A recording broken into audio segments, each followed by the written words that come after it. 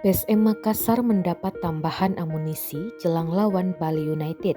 Stopper Yuran Fernandes sudah bergabung di latihan PSM Makassar di Stadion Kalekowa, Kabupaten Goa pada Senin 16 Januari 2023 sore. Pantauan tribuntimur.com, Yuran Fernandes tiba dengan menggunakan mobil bersama Everton Nascimento pukul 15 lewat 6 menit waktu Indonesia Tengah. Yuran memakai baju putih dengan celana pendek hitam. Dia masuk ke dalam stadion bersama Everton Nascimento. Kehadiran pemain asal Cape Verde ini sekaligus menjawab kabar simpang siur statusnya bersama klub kebanggaan masyarakat Sulawesi Selatan.